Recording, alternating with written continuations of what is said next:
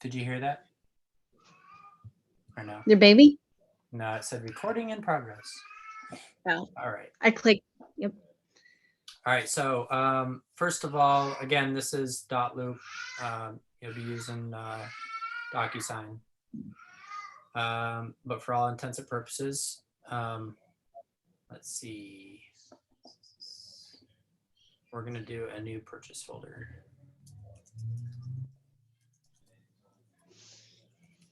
All right. So everything that you need to send to a buyer will be your as-is contract. So I charge $4.95. So you want to match it with a buyer's disclosure of $4.95. And you could probably find these if you type in as is or just $4.95 in Docusign under documents. So I do the $4.95 buyer disclosure and then a $4.95 as is. So those two go to the buyer. I always send a business affiliate disclosure.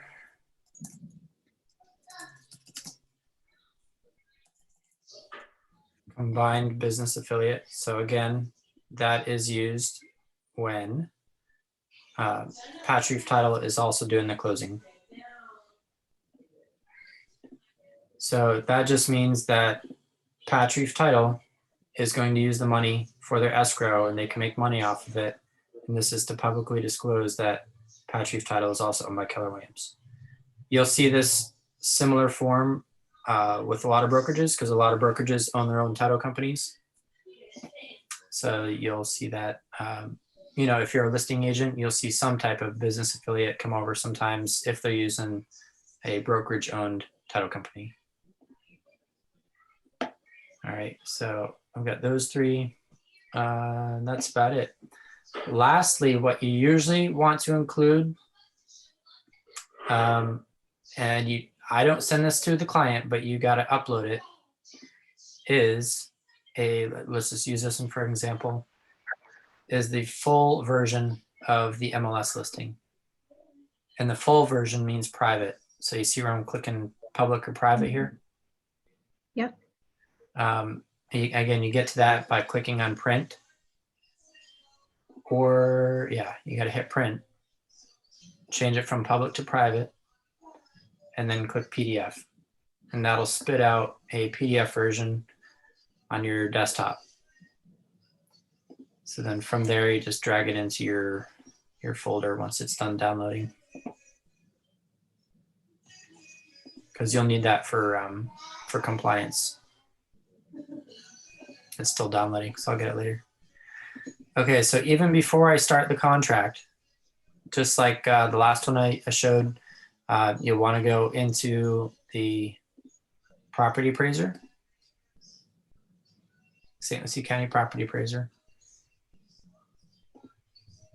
And so this one is 405 Stratford. I just closed on this one. Closed. Machnomovitz right there. All right, so here once you have the listing pulled up, you can click on IMAP, tax info, and that will lead you to the same place as if you pulled up property appraiser and typed in the address. So if you click on IMAP and the link, it'll bring you right up to the property card on property appraiser. Okay. So if I did it this way, go to property appraiser, click on search, type in the address, and there it is there, record card. So you notice that is the exact same thing as that. Just two different ways to get in. If you go into the way through IMAP and this link, it's usually quicker because you've got to get the full MLS version anyway. Okay, so once we are here, I always click on summary because then you can pull up everything. From here, you just you want to copy your parcel ID.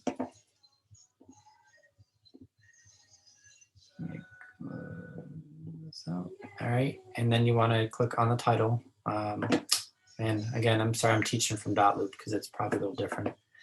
But to pre-populate your contracts, again, you need your parcel ID and then your legal description. And legal description is right here. All right, so those two things I pre-populate. You can type the address in. Once the address populates, that all populates. So that's basically all I do to get my contract ready. Once I get the contract all ready, you know, like I said, I make sure all of my parties are in there. So I'll have the listing agreement or the listing agent in there.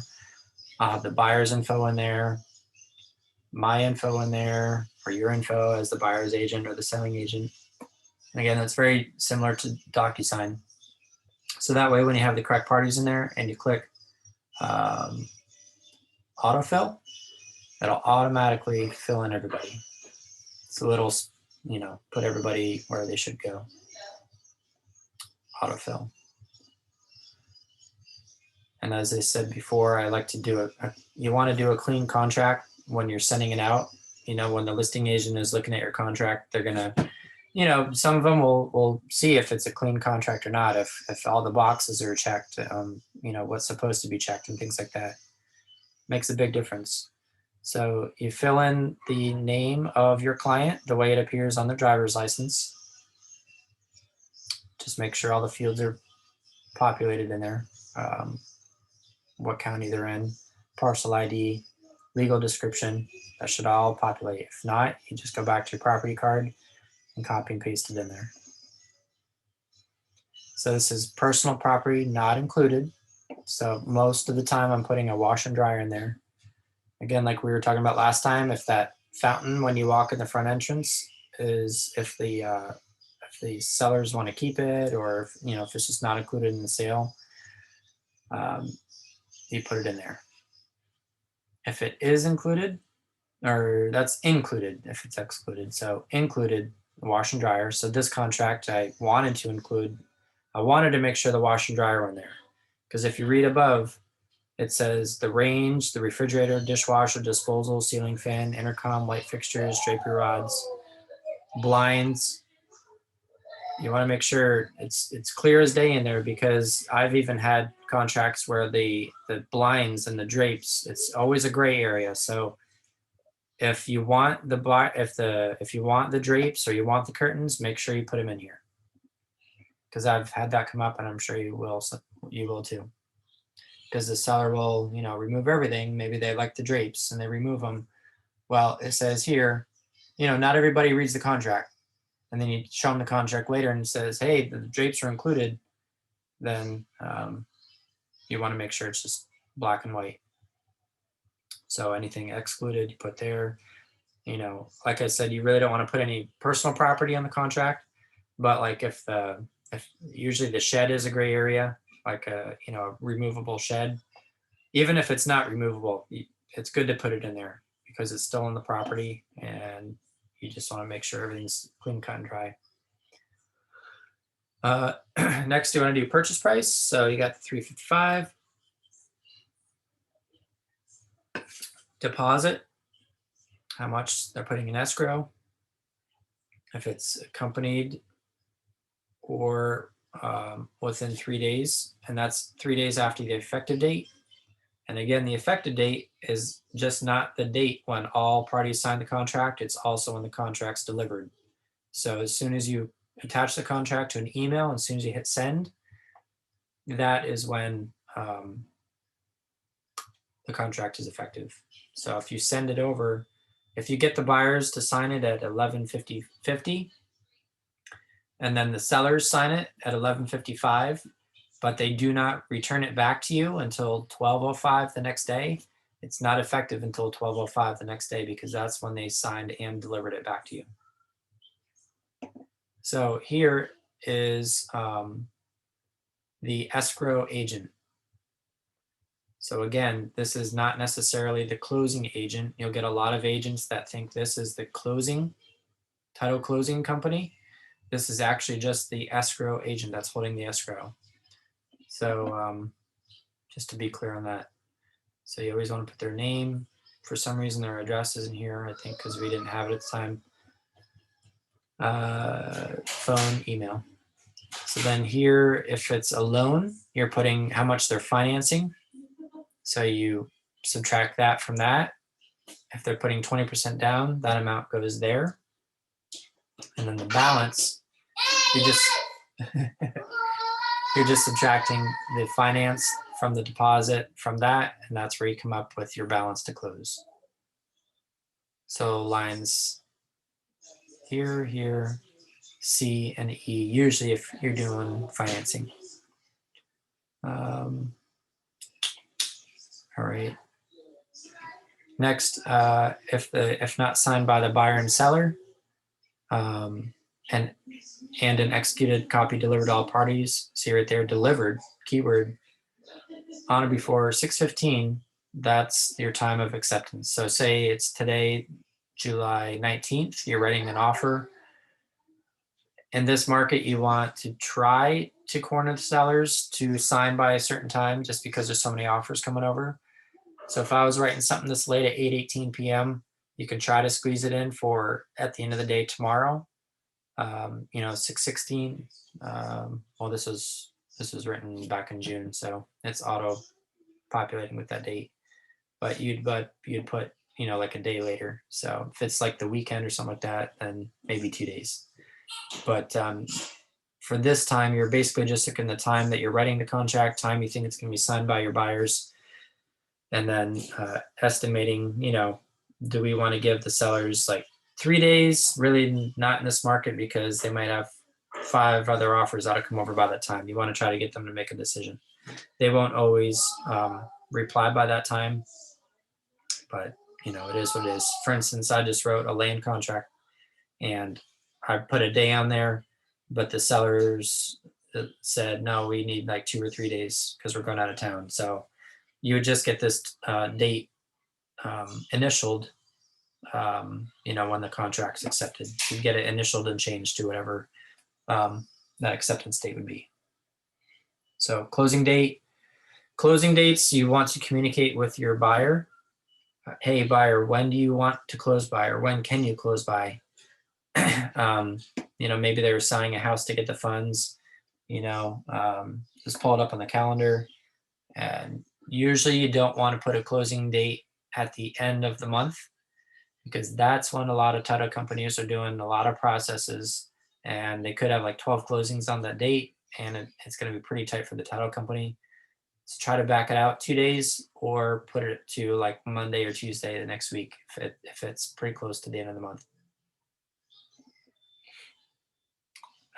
And also check with the lender to see if the lender can get it done in the time that you need. So, if you're needing 30 days, just check with your lender. If it's in an HOA, then you got to get an HOA approval and an HOA estoppel, things like that. Some HOAs take 14 to 30 days to get their clients approved. So you want to make sure the HOA has enough time to do their documents, the lender has enough time to do theirs, the title has enough time. If you're working with cash buyers, non-HOA, check the title company to see when they can close. So maybe you can I've seen properties close within 2 days. So it's all depending on the property, if it's an HOA, if it's not. Next, you're gonna do assignability. So assignability is if an investor is buying the property or not, if they're assigning the property to an LLC or an S corp. If you have a wholesaler, you're gonna click the first one, but usually most of the time we're clicking may not assign this contract. All right. So again, if you have someone wanting to put it in an LLC that they haven't formed yet, but the closing is done, you can assign it, but not be released from liability. If you have a wholesaler, you're doing a wholesale deal, you can assign it and be released from the liability. But most of the time when you're writing for buyers, you're not assigning the contract. Financing cash. this option. If you're financing, it's this, and then cash or conventional FHA, VA. You're seeing when the lender can do their loan approval. So normally it's 30 days, but a stronger contract, you want to get as less days as possible. So I've seen as low as 15 or 20 or 25. Standard is 30. So again, a stronger contract, less days. Check with your lender and make sure they can give a loan approval within that time. You don't want to overpromise something that your partners can't deliver. And then usually it's a fixed rate, but I do fixed or adjustable, and then just leave it blank, and then it's the prevailing rate that the buyer's creditworthiness. For a term of leave it blank 30 years. Usually don't want to leave blanks because that opens up the risk of someone filling it in. So get in good practice of filling it in. It looks like a good contract. And then here you can put prevailing, and you got to reduce the font on dot loop for it to fit. Buyer shall make mortgage loan application within 5 days. So if you want, you can put 5 in there. If you want to be OCD like me, most of the time I'll center stuff. I'm just not doing it right now. Again, I don't know. I just like a clean contract. All right, so next, usually you always want to check these lines if you're accepting a purchase contract. If like your listing agent, some agents will write in stuff here. Cost to be paid by the buyer sometimes, or sellers. Sometimes you see seller concessions in the spot, so that can be thousands of dollars. If you don't check that, just see if they fill that in or not. Usually you don't fill in anything there. I've seen some brokerages put in their transaction fee here. So transaction broker fee of $4.95. You can put it there.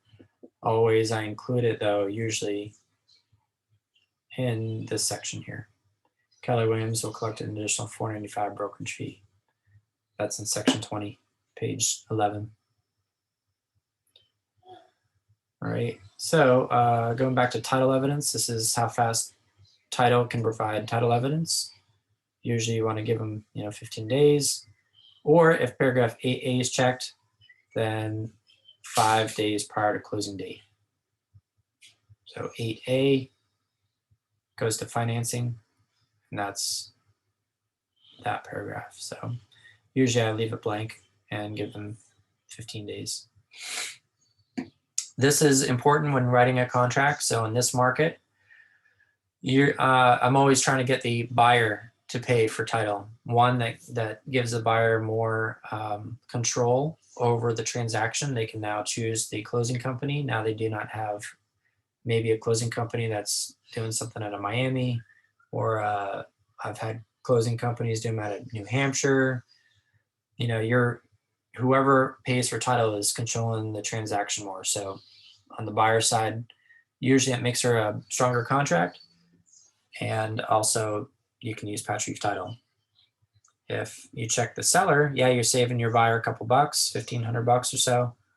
However, the transaction can go a lot more bumpy, not knowing who the closing company is and how good they do their job. So usually I'm putting buyer shall designate, let the buyer know, yes, you're going to be spending a little bit more in money. However, this makes for a better offer, stronger offer if the seller sees they're not paying title because they're already paying commission, and let the buyer know that, hey, now we can choose who we want as a title closer. Survey, home warranty, make sure one of these are checked. You can, if you want a home warranty included with the deal, buyer paying, seller paying, or NA. Most of the time we're not including one in our offer. If it does, you can have at a cost not to exceed, $1,000 or something like that. We've got home warranty companies that you can check out if you'd like to do that. Special assessments, you can check with the city utilities or the city to see if there's any existing assessments even before you put in the offer. So if there's any balances due, like for instance on the city septic switching over to city sewer, there's a $6,000 charge for that, and they could have that assessment paid over 10 years. So check, like call City Port COC Utilities, see if there's any remaining balance. But most of the time it's option A, which the seller pays up until the day of closing, and then the buyer pays after closing. So seller pays up until closing, and then buyer pays after closing. That's usually the option that's selected. But again, if you want to try to get the seller to pay for anything, you can check that one. So they pay all assessments in full prior to or at the time of closing. And just chime in if you have any questions, Jamie. Flood zones. Check if flood zone. If you go on your MLS, you click on IMAP again. If you scroll to the bottom, it'll quickly tell you if it's in a flood zone or not. Flood zone X is not in a flood zone. And if you want to look at where it is, say if it is in flood zone A or something, you can click the link to the FEMA website. And now you can see exactly where it lies and if there's any floodplains around, no floodplains.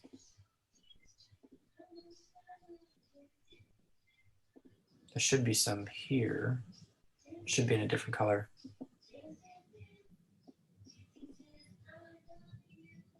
I know there's some around here. Maybe I gotta let my computer update a little bit more, but anyway, that's where you can go to check for flood zone. Again, you click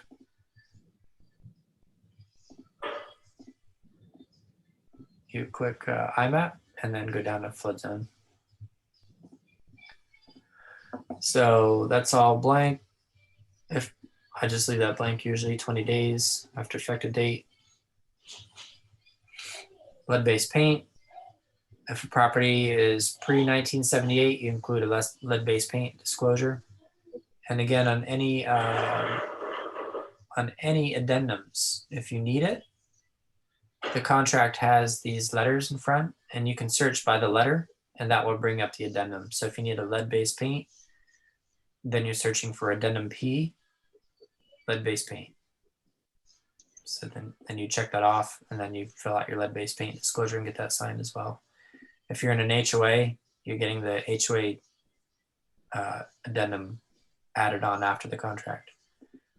If you've got seller financing, if you're doing a condo, you've got the condo rider.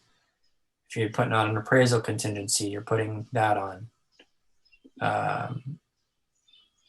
Other commonly used ones, post-closing occupancy, sale of buyer's property. If they're selling a house in order to, contingent on selling this one or buying this one, it's V.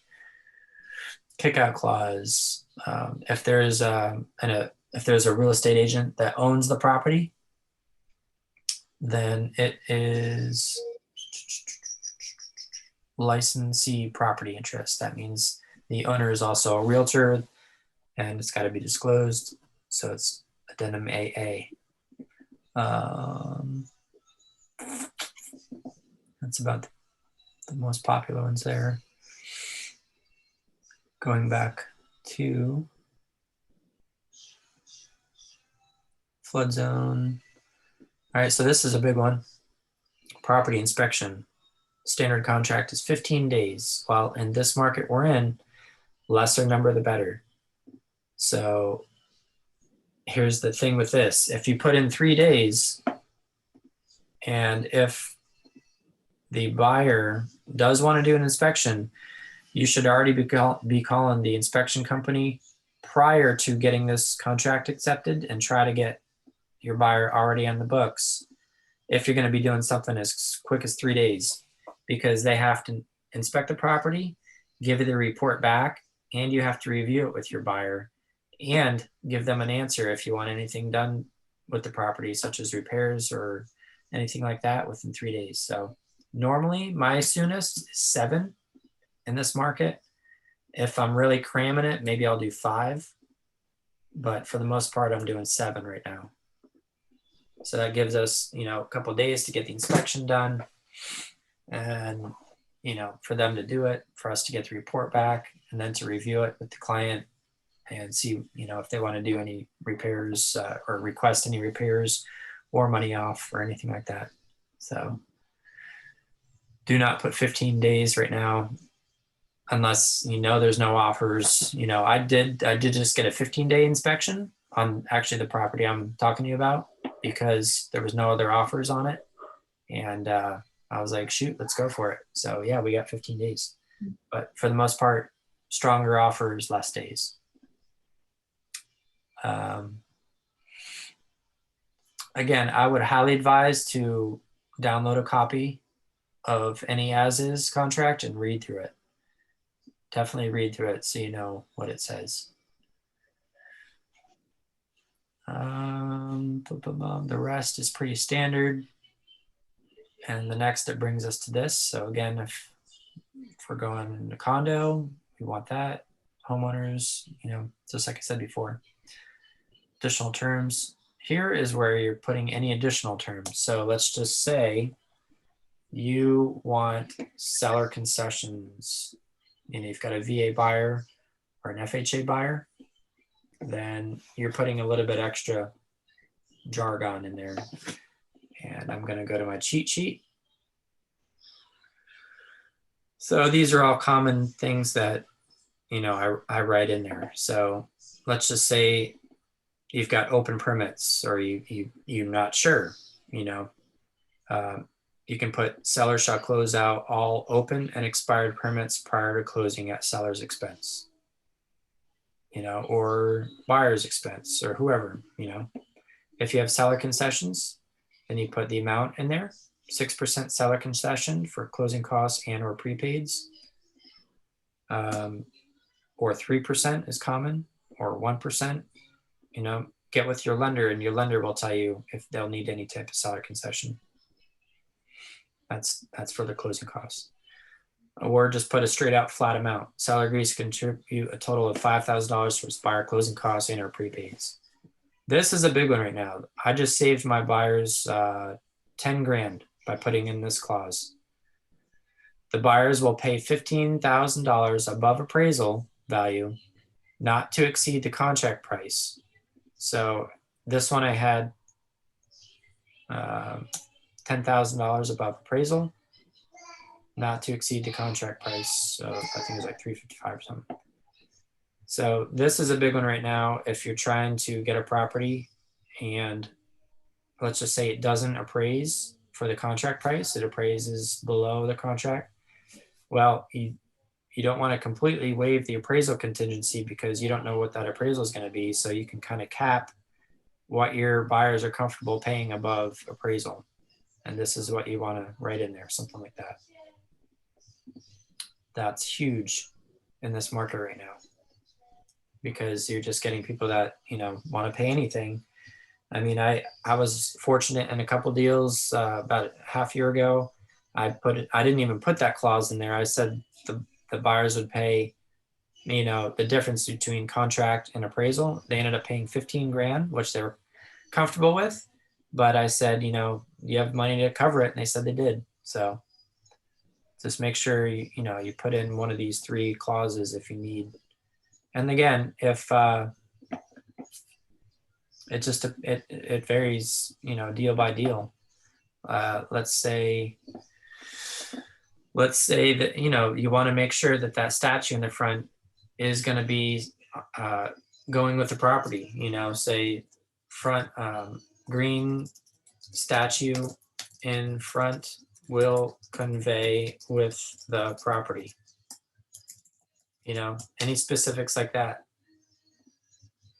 Make sure it's in the contract. If it's not in the contract, you're going to have a hard time in court. Okay. So that's that. This isn't really used a ton. I wish people used it more, but for counter offers, things like that, the seller should check it off. That's rarely used, but make sure you get their signatures. Try to not put your buyer's personal information in here, such as emails, things like that. It's just protecting your buyer from the listing agent, being shady and going around you and dealing with directly with your buyers. So don't put any contact info in there. And that's it for the as is. Anything you want me to go over again? I don't know. I don't think so. All right.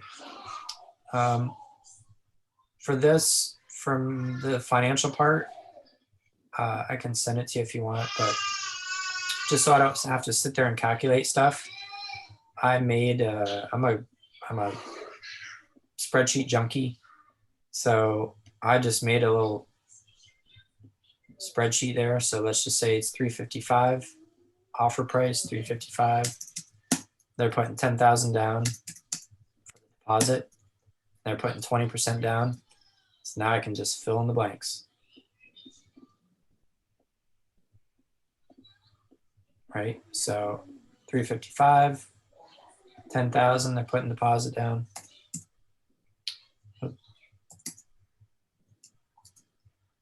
Financed amount, earnest money. So the percent they're putting down is 20%. Financed is 284. Financed 284. The balance that they're bringing at closing is 61,000. So you can mathematically do it out, or I just made this stupid spreadsheet and then it populates in there, and then I can double check my answer if I want. 20%, 10,000. 61 matches 61, so it looks pretty good. So let me show you some of the addendums. All right. So let's just say we're adding an HOA addendum. Okay. HOA is not pulling up, so homeowner maybe. Boom. Homeowners Association. Addendum B. Autofill. So there it is. So now you're just disclosure for this one was St. James Golf Club. This is for all intents and purposes, so the buyer knows what fees are going to be charged to him at closing and then after closing. So, if he's got a monthly fee of $285 a month, you're putting that there. If there's any special assessments to be paid, there's any land use fees, approval, it's got to be sent to the HOA within 5 days and then approved. Seller shall initiate approval process of association. Here is where you put like the, let's just say it's a $500 per one time for capital contribution to St. James Golf Club. I'm just pulling these out of my hat, but you want to list it there, what the fees are. You can ask the owner, you can ask the HOA. And then lastly here, the buyer or seller who shall pay installments due after closing. If the seller is checked, seller shall pay the assessments in full prior to a time of closing. So if there's any assessments in the HOA, if the seller will pay them off at closing, or if the buyer will assume them on the day of closing and after. Here is where you put, management company name. Contact person, usually just put manager on duty.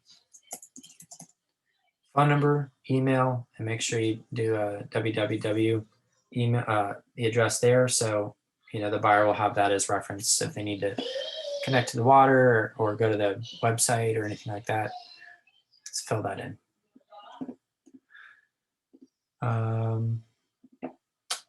Let's say you're doing a lead-based paint pre-1978. You're searching in your docs, lead-based paint. It's addendum P. If you're really good at doing your contracts, you could just do P and space, and it'll bring it up as well. So P, it's denim P, lead-based paint.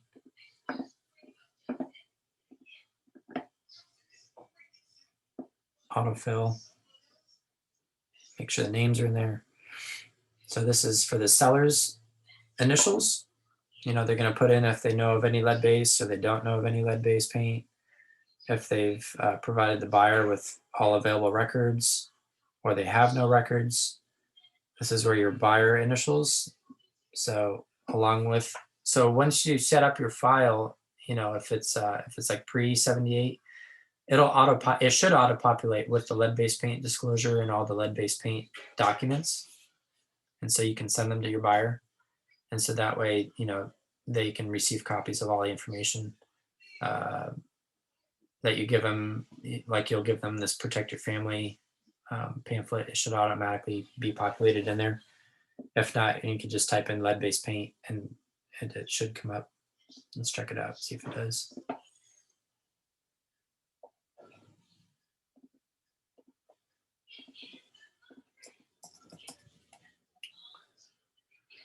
Lead-based paint disclosure, law notice, there's that. Lead-based paint pamphlet, warning statements.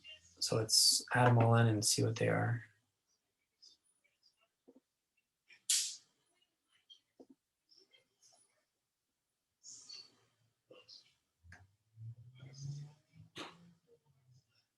All right, you don't need that one. I think that's for this is for your sellers. If you're representing the seller, I really don't use that one. What you should use is this one, lead-based paint pamphlet.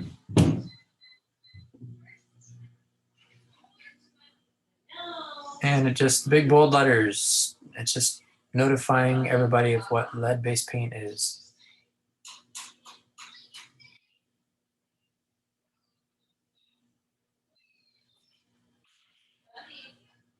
"17 pages of awesomeness." Okay.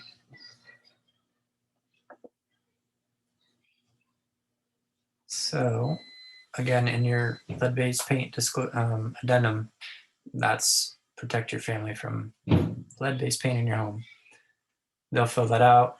The listing agent will sign that, and you as the buyer's agent will just sign that. Any other questions?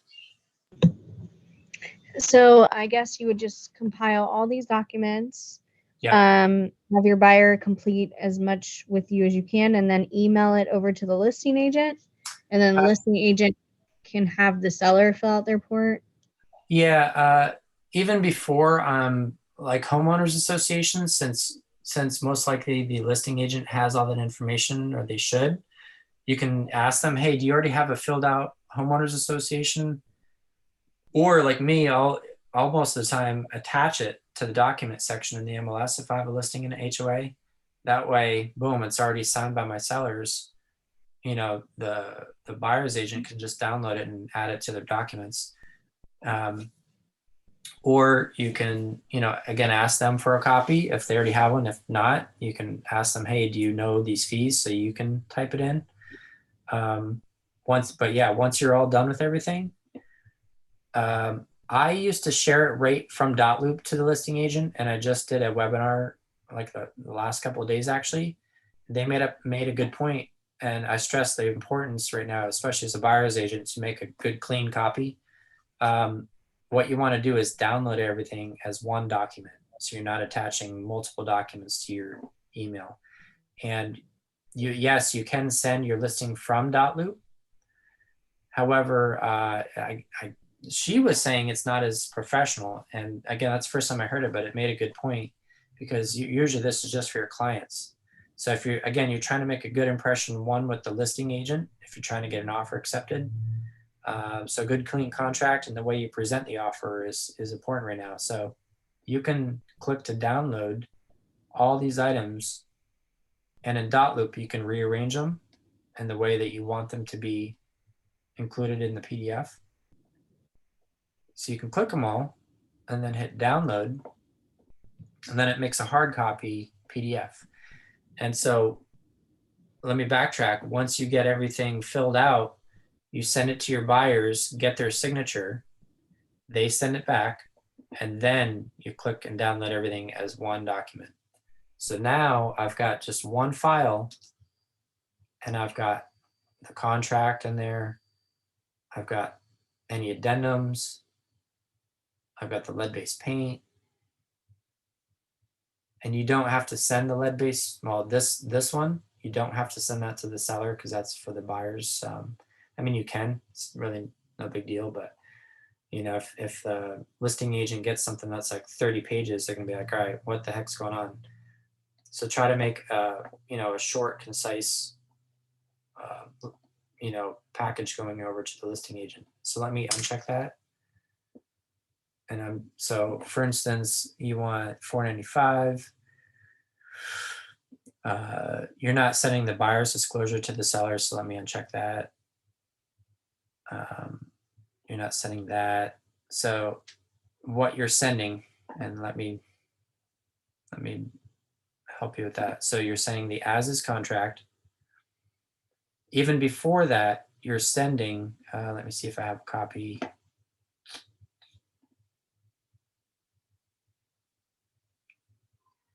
Of the pre-qualification letter.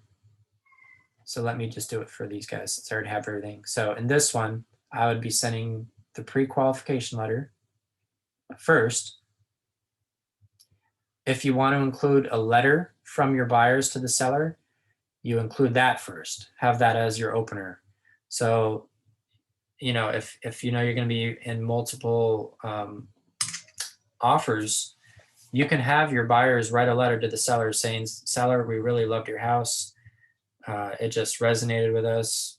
We could see our family growing up. Maybe put a picture in there. Have the buyers send you that letter, download it as a PDF, and then attach it with your application. I've used that in a few instances where I know there's multiple offers, and it, you know, it's one more thing to set your buyers apart from 20 offers. So you have that letter first. I usually do. Then your pre-qualification letter. Then your offer, then any addendums after that. So this one I had a HOA rider and the sale of buyer property addendum. This was a licensee disclosure addendum for the sellers. He was also a real estate agent.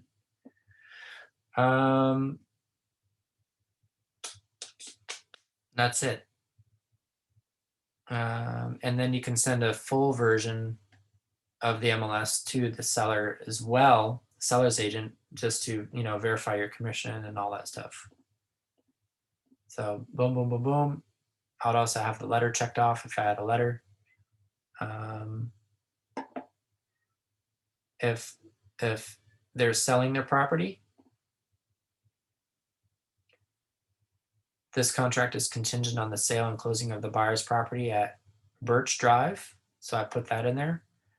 And then I put, if the sale of the buyer's property does not close by 7/1, buyer may, within 3 days, deliver notice terminating the contract or moving forward with the contract. And the buyer's property was already under contract. So that was good in our court because it was already on a contract to close. And I was going to provide a copy of this the same day we were sending the offer over. All right, so let me just check everything now.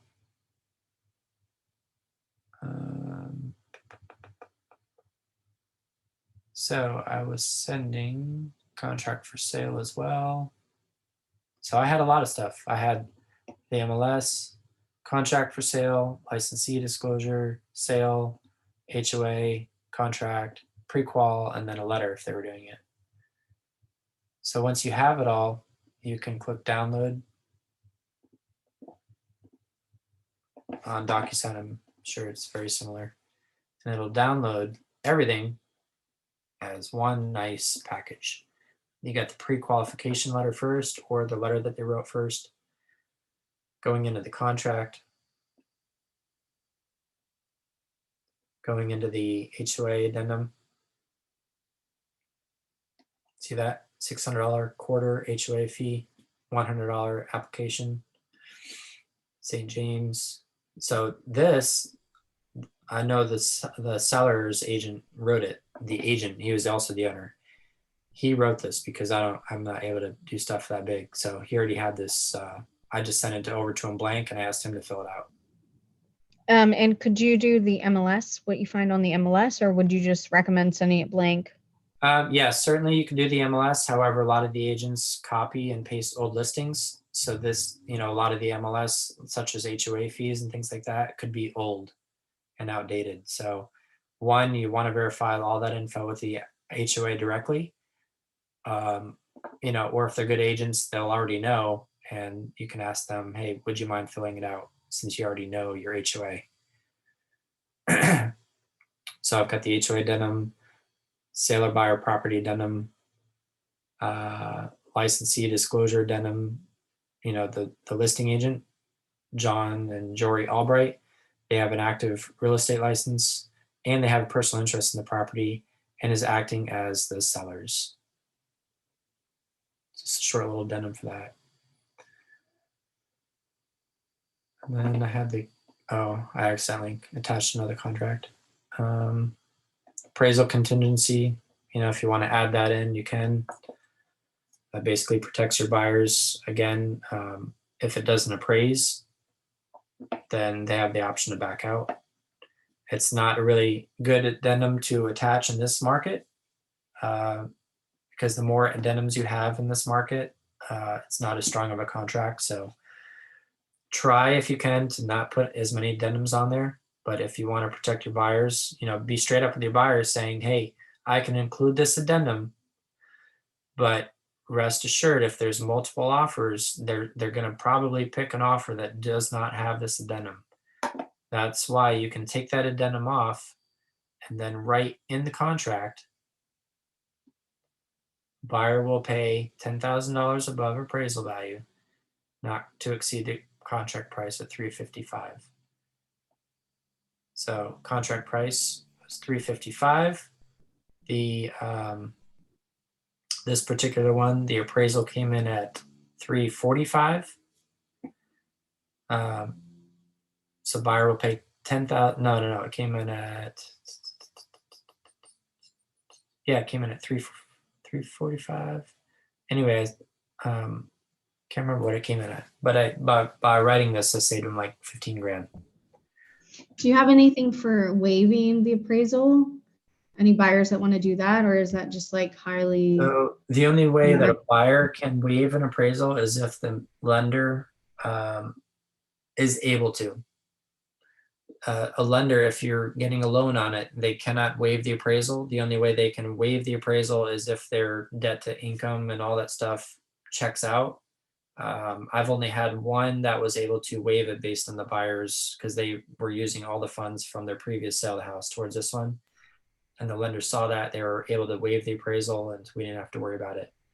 So like cash offers as well? Cash offers as well. Yeah, there's usually never an appraisal in cash offers unless the buyers opt for it. If they're really aggressive and they put in $100,000 over, however, they're attaching an appraisal contingency, then you do want to attach an appraisal contingency, to protect them if that's what they want.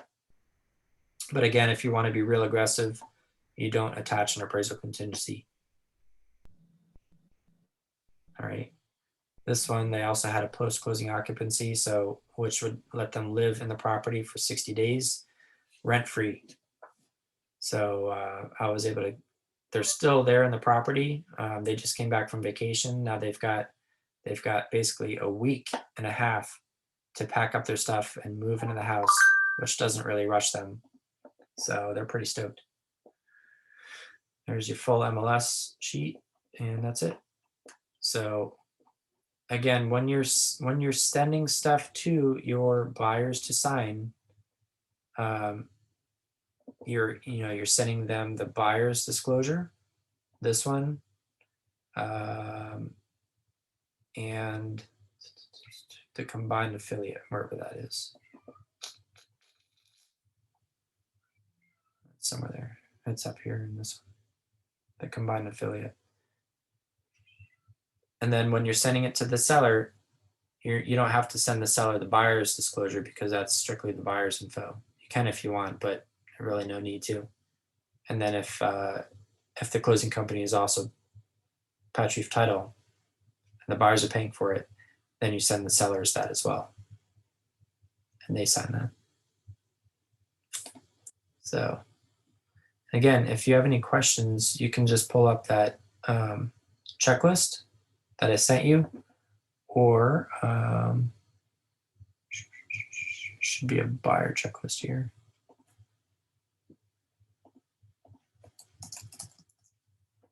Purchase.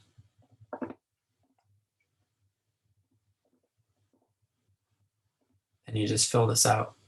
And that's everything that, you need to attach or not attach. That's just standard, like I said, if there's like appraisal contingencies and things like that, then you can add them in addition. You don't have to send this back as part of your documentation, do you? Now The this checklist? that's just for us. That's just your own, yeah. Make sure you have all the documents. So do you think that we're here if we do use .loop in place of DocuSign to start up? Or do you think that they strongly don't want us messing with this? Because they gave us access, and watching you play with it, it seems like it would just be easier for me to find it and start to learn it. Yeah, so Keller was paying for .loop, and we're in their grace period right now because we should be learning DocuSign, and they're going to be switching over. I'm probably going to pay for .loop myself so I can continue using it. The only thing is for command now I've got to, download separate copies, download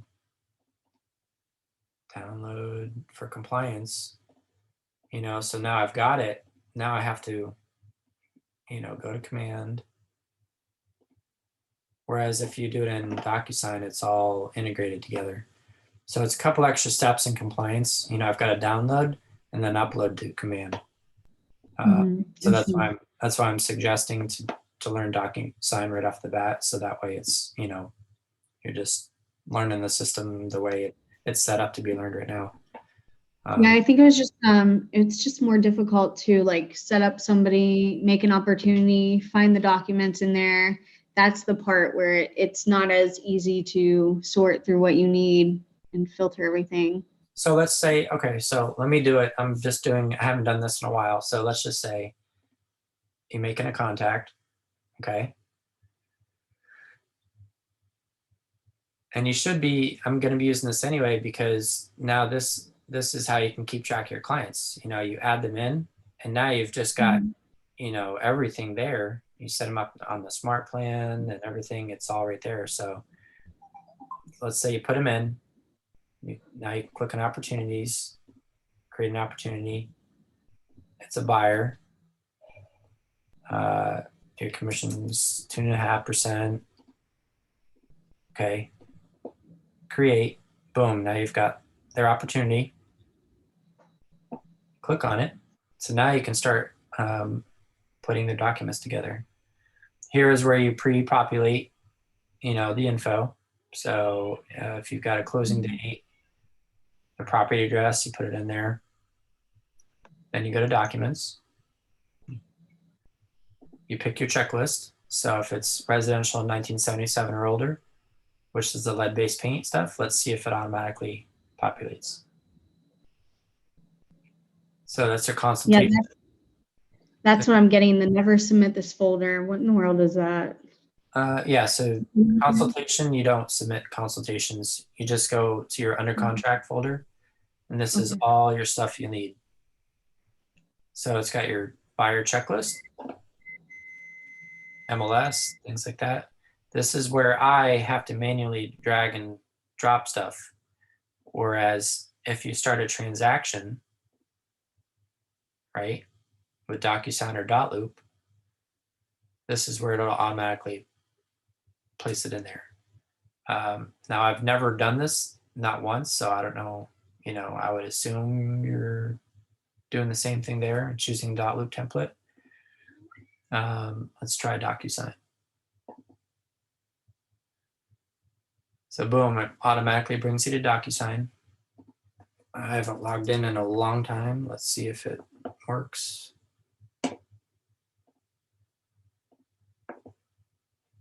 So I gotta log in now. See what you're making me do. Well, if Caitlin would go to the meetings I with know. me and learn how to do it. Jeez. As soon as we get our house done, she's gonna go at it like crazy.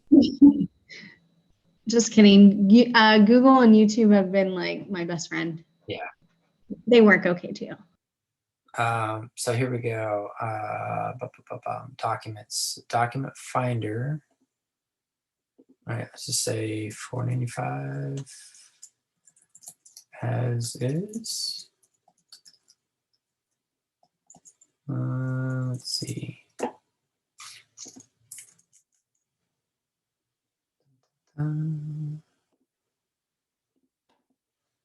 Add. All right.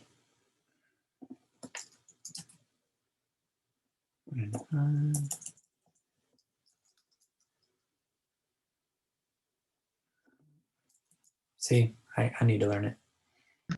Yeah, Well, I feel like Belinda was saying that they're all bundled together. Like when you just click on a group, it should all be bundled together. yeah, usually it should. Yeah.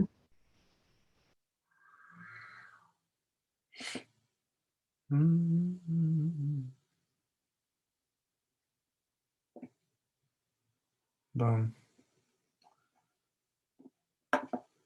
So if I pre-populated it, it would have all populated there.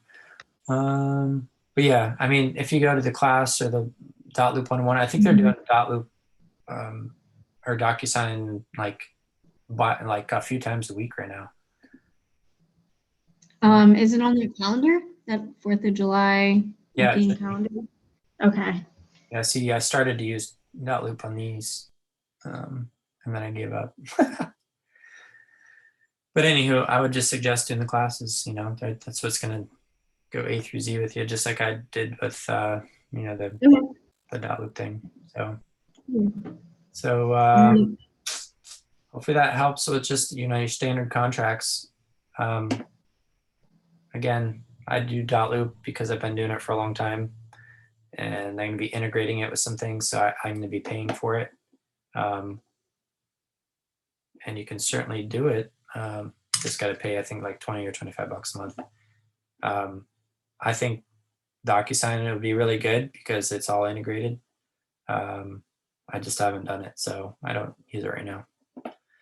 So we'll get there when we get there. But any other questions on the contract itself, though? No, I'm good.